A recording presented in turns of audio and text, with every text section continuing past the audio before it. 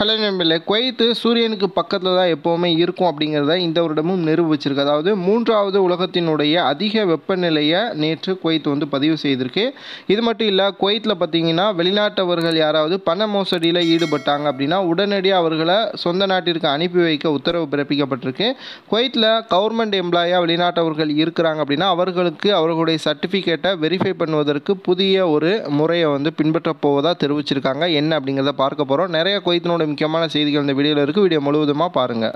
குவைத்தில் நேற்று சனிக்கிழமை உலகத்தினுடைய மூன்றாவது வெப்பநிலை வந்து பதிவு செய்யப்பட்டிருக்கு. அதாவது 49.3 டிகிரி செல்சியஸ் வெப்பத்தை நேற்று குவைத்தினுடைய விமான நிலையம் ஏரியாவில் வந்து பதிவு செய்திருக்காங்க.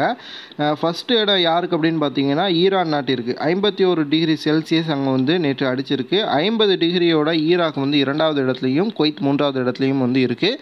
எப்போவுமே வருடம் பார்த்தீங்கன்னா இந்த வெப்பநிலையில் வந்து குவைத் வந்து முதலிடத்தில் கூட வந்து சில வருடங்கள் இருந்திருக்கு.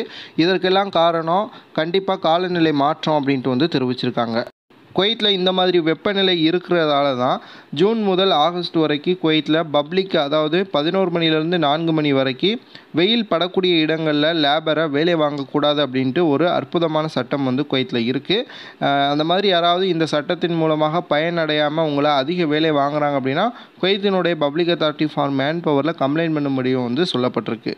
அடுத்த செய்தி, குவைத்தில் வேலை செய்யக்கூடிய வெளிநாட்டவர்கள் நிதி மோசடி அல்லது பண மோசடி, திருட்டு வழக்குகளில் குவைத்தில் வந்து கம்ப்ளைண்ட் செய்யப்பட்டிருந்துச்சு அப்படின்னா, அவர்கள் மேலே வழக்கு இருந்துச்சு அப்படின்னா அவர்கள் குவைத்தை விட்டு வெளியேறாத வகையில் சட்டம் இயற்றப்பட இருக்குது. ஸோ குவைத்தை பொறுத்த வரைக்கும் கம்பெனிகளில் இந்த மாதிரி சில சம்பவங்கள் வந்து நடந்திருக்கு. அதே போல் குவைத்தி வீடுகளில் வேலை செய்யக்கூடிய வெளிநாட்டவர்கள் ரீதியாக இந்த மாதிரியான கம்ப்ளைண்ட் நிறையா வந்ததை அடுத்து வெளிநாட்டவர்கள் தப்பிச்சு அவர்களுடைய ஊருக்கு போகாதவாறு இந்த சட்டம் வந்து இயற்றப்பட இருக்குது. ஸோ குவைத்தில் கடன் வாங்கக்கூடியவங்க அல்லது குவைத்தில் கம்பெனிகளில் இந்த மாதிரி தவறுகளில் ஈடுபடக்கூடியவங்க திருந்திக்கோங்க. ஏன் அப்படின்னா இதற்கு முன்பு பார்த்தீங்கன்னா அந்த தப்பு வெளியே தெரிகிற வரைக்கும் அல்லது அந்த கம்ப்ளைண்ட் ரிஜிஸ்டர் ஆகி உங்கள் மேலே சம்மன் அனுப்பாத வரைக்கும் நீங்கள் ஊருக்கு போய்க்கலாம். இப்போ அந்த மாதிரியான சட்டங்கள் இல்லை. ஸோ ரொம்பவே கவனமாக இருங்க.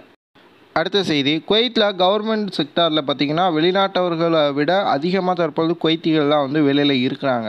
ஆனாலுமே வெளிநாட்டவர்கள் தேவை இருக்கும் பட்சத்தில் அவங்களையுமே வந்து எடுத்துக்கிட்டு இருக்காங்க.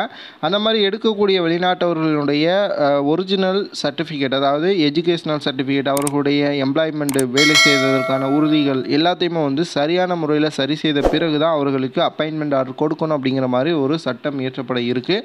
குவைத்தை பொறுத்த வரைக்கும் தற்போது இருக்கக்கூடிய நடைமுறையை பின்பற்றி சர்டிஃபிகேட் வெரிஃபிகேஷனில் 4 நபர்கள் வந்து போலி ஆவணங்கள் கொடுத்து வேலையில் சேர்ந்துருக்கிறது தெரிய வந்து அந்த 4 நபர்களையும் வந்து வேலையிலிருந்து நீக்கியிருக்காங்க. குவைத்தை பொறுத்த வரைக்கும் தினம் தினம் ஒவ்வொரு சட்டமாக வந்து வந்துகிட்டே இருக்குது. வீடியோ பார்க்கக்கூடிய நண்பர்கள் தொடர்ந்து நம்முடைய சேனலோட இணைந்திருங்க. அப்போ தான் அந்த சம்மந்தமான செய்திகள்லாம் வந்து உங்களுக்கு கிடைக்கும். வீடியோ மறக்காமல் லைக் பண்ணிவிட்டு உங்களுடைய நண்பர்களுக்கு ஷேர் பண்ணிவிடுங்க.